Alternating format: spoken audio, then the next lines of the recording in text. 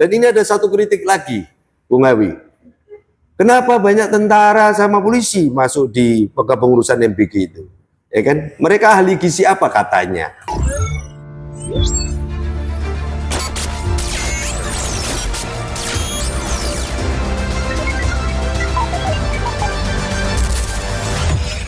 Pemirsa, selamat datang di podcast Manipol News Podcast.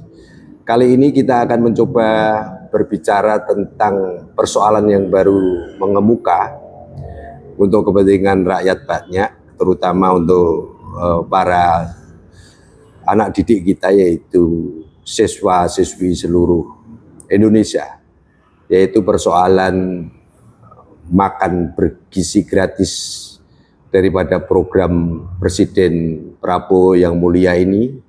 Apakah perlu ada satu kritik yang akan kita berikan pada pemangku kebijakan yang menangani masalah MBG ini.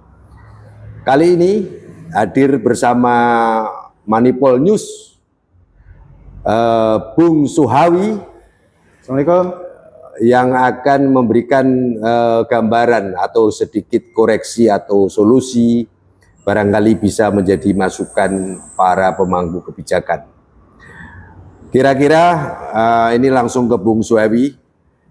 Dengan adanya program MBG yang anggarannya pada saat itu kurang lebih hampir 71 T, penyerapannya sekarang baru 20,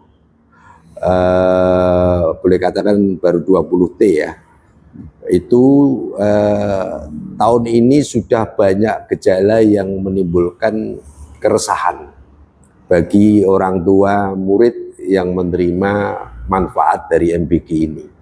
Ini kan paradok dengan programnya Prabowo yang sebetulnya mulia sekali, memberikan peningkatan gizi terhadap anak didik kita. Ya. Nah ini kira-kira apakah ada solusi lain dengan teknis MBG yang diberikan selama ini, atau bagaimana ini Bung Hawi? Ya. Mohon pencerahannya. Terima kasih Mas Gun.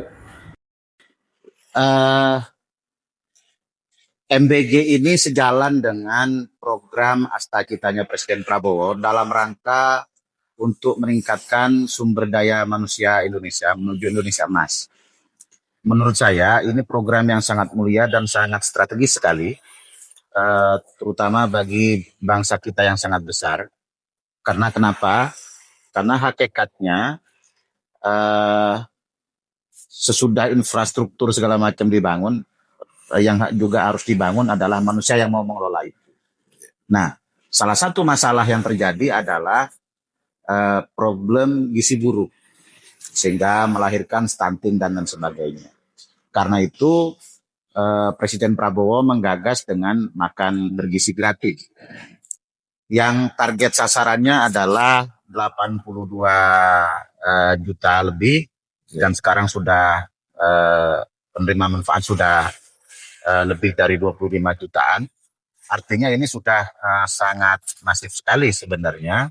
Dan ya bagi saya yang lahir di desa, Mas Gun, yeah, tentu program kayak gini sesuatu yang indah.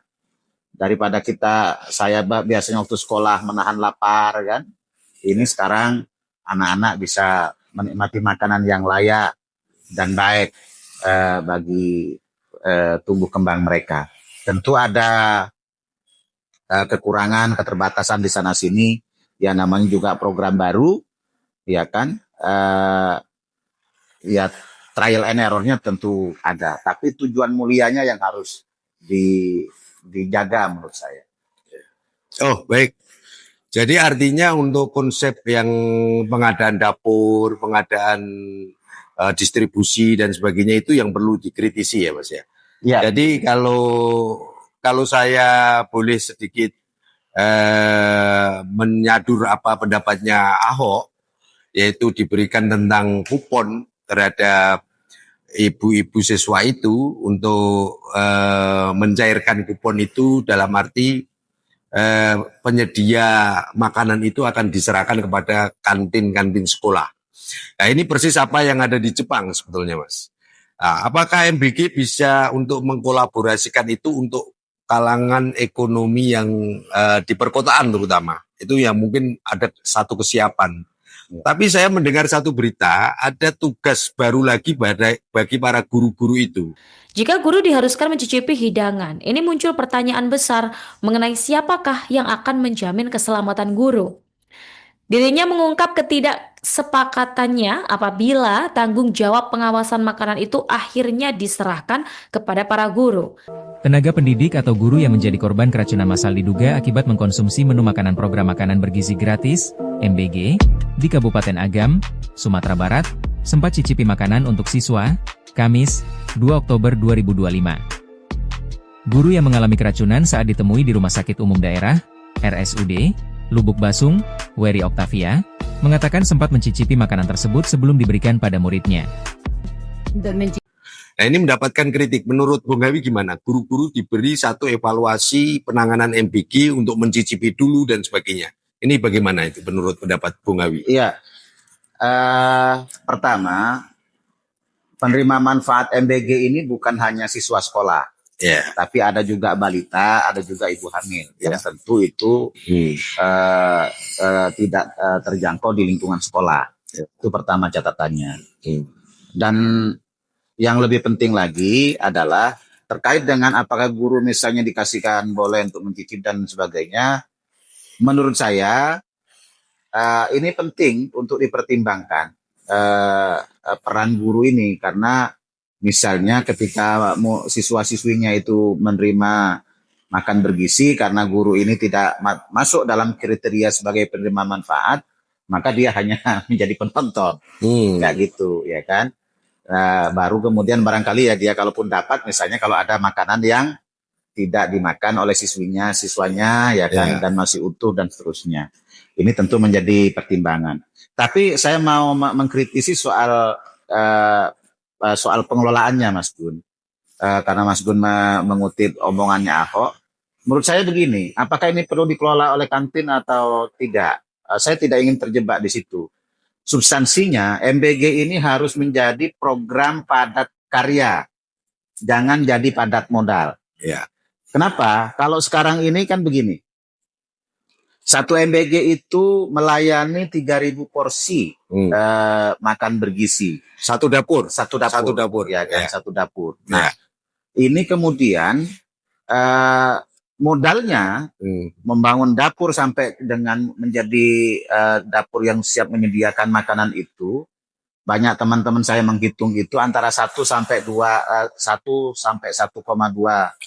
M.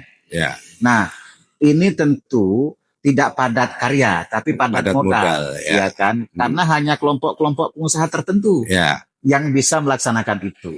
Dan bagi sebagian pengusaha, Mas Gun, ya kan? Kalau pengusaha yang main di level yang tidak terbiasa main retail, keuntungan MBG ini tidak masuk.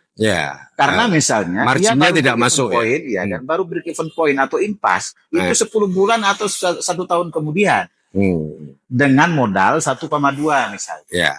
Jadi ini tidak masuk. Karena itu desainnya agar serapannya makin tinggi, menurut saya jangan terlalu banyak bebannya, harus combine. Ada juga misalnya orang yang melayani taruhlah 500 porsi. Kayak gitu. Jangan semuanya 3.000 kayak gitu. Ada yang melayani 3.000. Itu untuk UMKM ya, UMKM ya. Yang ini. Warung yang sudah mendapat sertifikasi lah. Betul. Rumah makan yang mendapat sertifikasi atau pengusaha catering yang sudah mendapatkan sertifikasi. Itu kan banyak di daerah-daerah. Banyak. Itu akhirnya nanti bisa menjadi padat karya. Termasuk misalnya kantin sekolah. Termasuk misalnya kalau ada itu di sekolah komite sekolah ya. Dilibatkan dalam pengawasannya, tapi memang kemudian standarisasinya harus diatur. Ya kan, standar gizinya, standar dapurnya, tapi tidak harus 3.000.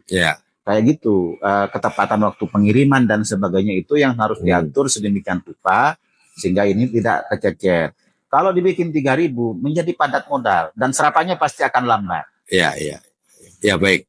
Jadi sebetulnya cita-cita Prabowo pada saat mendengungkan MBG ini tujuannya adalah ada satu akselerasi boleh katakan efek domino daripada program ini Iya. bisa menyerap ke persoalan lingkungan masyarakat yang ada di sekitar.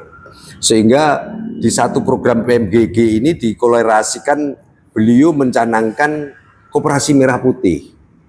Sebetulnya tujuan sasarannya adalah bisa digarap oleh warga desa-desa yang ada di sekitar sekolahan-sekolahan yang ada, di situ juga ada koperasi merah putih. Nah, sementara koperasi merah putih ini masih belum bisa dijalankan ketika Menteri Keuangan belum memberikan satu sinyal adanya konsep-konsep yang akan digarap di koperasi merah putih. Kalau itu bisa terjadi, Mas, akselerasi tentang padat karya yang Mas Hawi maksudkan, insya Allah bisa itu. Jadi tidak terkonsentrasi adanya padat modal yang di sinyalemen ini loh, Mas ya. Adanya indikasi orang-orang tertentu yang mendapatkan fasilitas pembangunan dapur ini. Ya, Jadi ya. ada dugaan juga bahwa teman-teman yang ada di Senayan, teman-teman yang di DPR Provinsi, DPR Kabupaten, ini juga menjadi indikasi adanya kaum pedagang ini sudah masuk ke sana, ya, mendapatkan fasilitas adanya perolehan kuota dapur. Ya. Juga ya, ini adalah banyak yang orang-orang DPRD yang jadi pemilik dari perusahaan-perusahaan MBG ini. Ini kerakusan, kemarukan yang luar biasa karena harusnya dengan anggaran sebesar itu disebarkan ke masyarakat untuk membantu pengentasan kemiskinan, mengangkat roda ekonomi dari masyarakat itu sendiri. Tapi bukan itu yang terjadi, lagi-lagi elit mengambil alih dari yang harusnya ini masyarakat yang diuntungkan. Jadi sekarang kapabilitas, ini udah jelek banget teman-teman. Ini jangan sampai, memang kalau ini terjadi, ya ini akan jumbo, akan sangat kurang pas yang apa dicita-citakan Bung Hawi tentang padat karya. Nah, solusinya yang paling konkret kurang lebih dari sisa anggaran tahun 2025 ini sampai nanti 2026, mohon izin untuk pemerintahan Prabowo dengan pembantunya harus mau menerima kritik seperti kami ini. Ya, kurang lebih apa, Mas, yang lebih konkret dan teknisnya itu? Ya. Iya, kalau saya sih pertama dari ada MBG ini kan ada sebagai BGN, sebagai institusi baru, dia akan menghadapi kendala institusionalisasi. Ya kan, karena bagaimanapun dia tidak organik. Nah, problem dari waktu ke waktu, setiap nomenklatur baru itu biasanya akan membutuhkan waktu kurang lebih 2-3 tahun dia untuk merampingkan badannya sendiri. Ya kan, sehingga bisa operasional.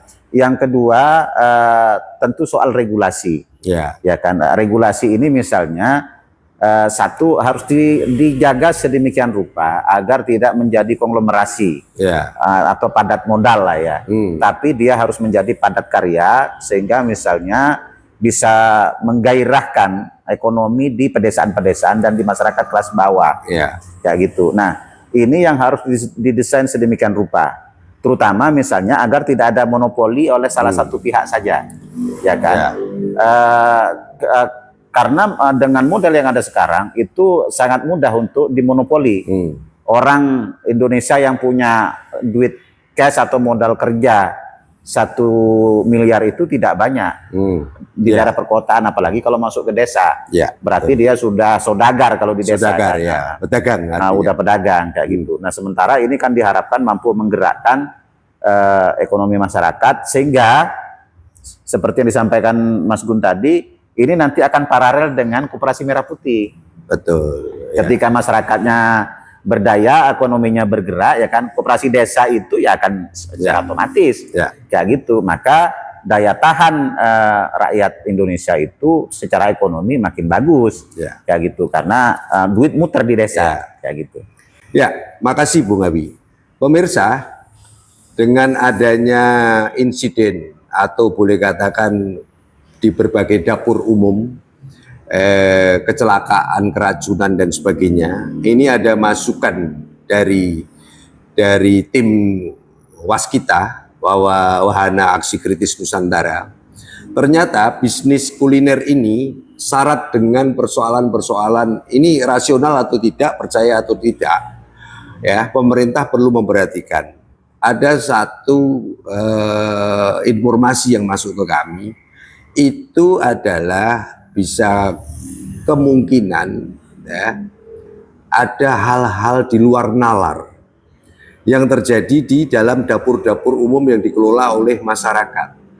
Sehingga Badan Gizi Nasional ini harus bisa selektif, ya kan, secara profesional. Karena apa? Di situ menempatkan sebuah keadilan. Ada yang mungkin beranggapan nggak dapat jatah dapur, nggak dapat order adanya pengadaan makan, sehingga ada kelompok-kelompok tertentu orang yang sakit hati. Ini saya mendapatkan masukan. Ini hanya masukan, boleh dipercaya, boleh tidak, boleh diamini atau tidak. Bahwa bisnis kuliner itu syarat dengan magic. Ya, ada satu masuk kepada waskita lembaga kami. Oh, itu yang nggak dapat bisa juga bermain dengan magic. Kondisi sudah sempurna bagus, tiba-tiba masuk ke sekolahan para siswa itu ada belatung, ada bau dan sebagainya. Itu karena ini kita pada posisi orang-orang yang rasional, ya orang-orang beragama saya yakin, maka di Republik ini persoalan magic, santet dan sebagainya itu masih terjadi.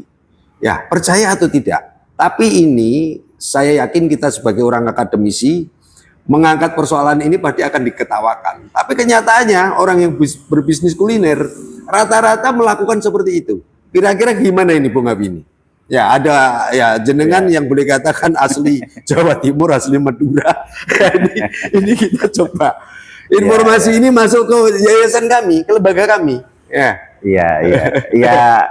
Itu mungkin saja, ya kan? Karena kan empirik Mas ya. Hal-hal kayak gitu sangat mungkin terjadi. Tapi tentu negara ini kan tidak boleh dikelola dengan hal-hal yang irasional kan.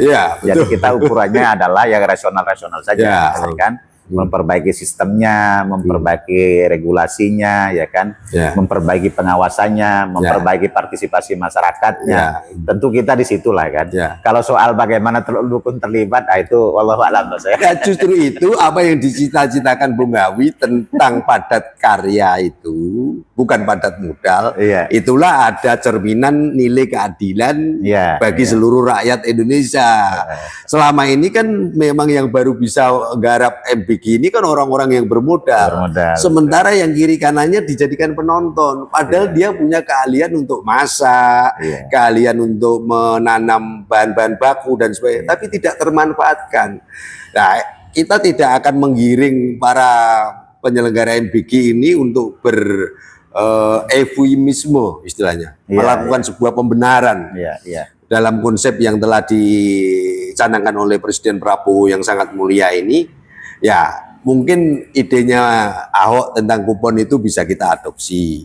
Tapi yang paling bagus memang adanya nanti irisan MBG ini bersama dengan program Koperasi Merah Putih, Mas. Jadi di situ akan terjadi sebuah akselerasi, ada efek positif di situ, perekonomian menggeliat dan sebagainya. Nah, koperasi-koperasi ini kemarin kita sempat podcast. Jangan hanya berbicara tentang yang primer, sehingga tidak ada unsur pengawasan. Kalau tidak ada unsur pengawasan, apapun lembaga akan bahaya. Sehingga di dalam hari-hari ini ada satu usulan juga, payung hukum tentang Perpres nomor 83 tahun 2024 tentang MBG ini, Mas. Kira-kira perlu nggak dibuatkan perpu? Karena dengan adanya berbagai macam korban ini, nanti akan dipayungi sebuah undang-undang. Karena yang bisa punya otoriter membuat kebijakan ini hanya presiden. Kita nggak usah nunggu program minta payung hukum dari DPR lah. Presiden mengeluarkan perpu, ini harus syaratnya ini, dan sebagainya. Kira-kira gimana untuk usulan ini, Mas? Ya, menurut saya MBG ini kan satu terobosan lah ya. Terobosan baru, dan tentu bagi pengusaha butuh kepastian dan kontinuitas bahwa program ini akan berjalan terus. Misalnya sekarang ini kan salah satu keraguan pengusaha itu adalah apakah program ini hanya akan di masa pemerintahan Pak Prabowo, kalau 2 periode tentu 10 tahun misalnya. Ataukah nanti tidak ada, sehingga investasinya untuk bangun dapur yang senilai itu itu bisa balik modal dan seterusnya. Ya. Nah, sisi ini sebenarnya Mas yang memang untuk memberikan kepastian hukum itu Perpu itu menjadi penting. Ya kan kayak gitu. Tapi tentu proses ini kan menjadi proses pembelajaran dan evaluasi. Kira-kira idealisasinya seperti apa? Dan menurut saya untuk Indonesia dengan negara kita yang kepulauan ini, ya kan seleranya selera Nusantara, ya kan menunya juga beda-beda. Kayak gitu, maka tidak ada satu sistem yang mutlak.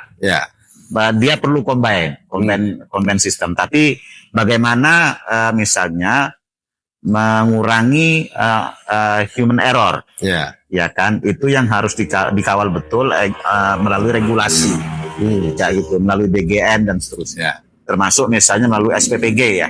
Itu yang kemudian menjadi sangat mutlak diperlukan karena ini nanti yang menjamin misalnya kalau misalnya tiwul ini berapa banyak porsinya. Tiwul, ya misalnya tiwul lah kan, ketela itu ya, ketela ya kan, porsinya yang sebanding dengan beras, atau kalau menunya ikan, ya kan, yang sebanding dengan daging apa, atau kalau tahu tempe, misalnya kan juga protein kan, nah itu yang sebanding dengan daging sekian on misalnya berapa banyak kalorinya atau gizinya ya kan, jadi SPPG-nya kan yang tahu, nah. Karena kita ini makanannya misalnya ada yang sagu, ada yang jagung, ada yang beras, ada yang ketela dan sebagainya itu kearifan lokal itu bisa diiniin, maka SPBG-nya itu yang harus dibekalin.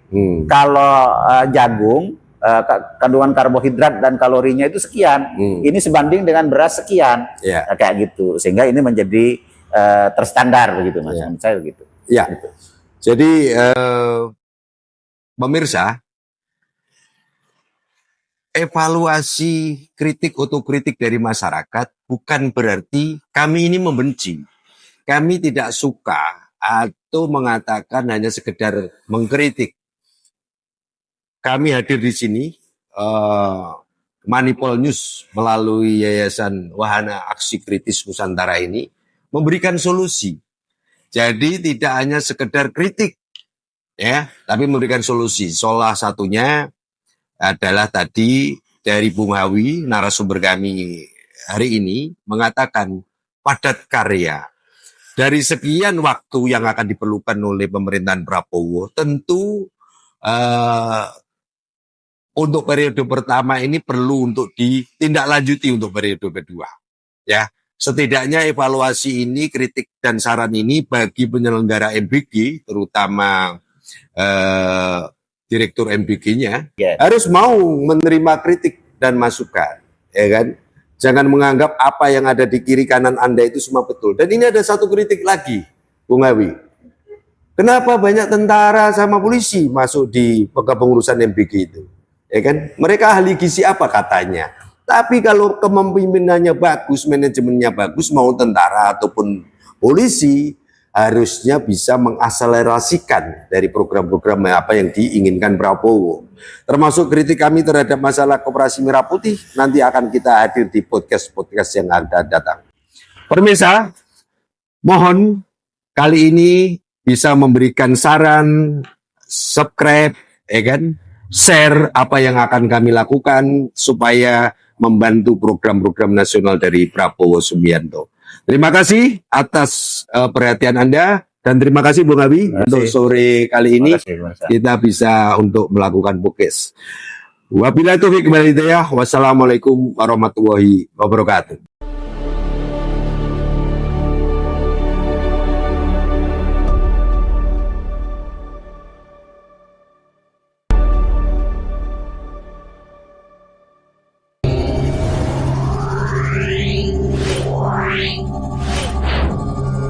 Yeah.